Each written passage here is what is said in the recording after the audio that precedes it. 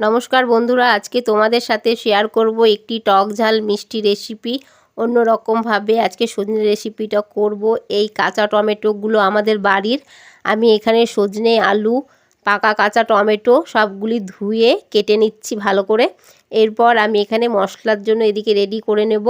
প্রথমেই দিয়ে দিচ্ছি পরিমাণ মতো সর্ষে ও কাঁচা লঙ্কা। তোমরা তোমাদের মতো লঙ্কাটা নেবে। আমার কর্তামশাই ঝাল তেমন একটা খায় না, তাই আমি অল্পই লঙ্কা নিচ্ছি।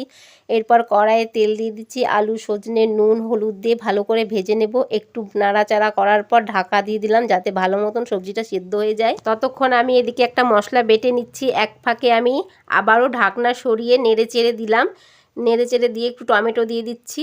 এরপর একটু ভাজা ভাজা হয়ে গেলে মশলাটা দিয়ে দিব। ভালো করে কষিয়ে নিয়ে অল্প একটু সামান্য জল দিয়ে দেবো ঝোলে। ঝোলটা ফুটে ঘন হয়ে আসলে নামানোর আগে অল্প সামান্য চিনি অ্যাড করে দেবো। যে কোনো সবজিতে চিনি অ্যাড করলে তার স্বাদ দ্বিগুণ হয়। আমি একটু মাখা মাখায় রেখেছি সবজিটা। এটা গরম ভাতে দারুণ লাগে। অবশ্যই বাড়িতে একবার ট্রাই করবেন।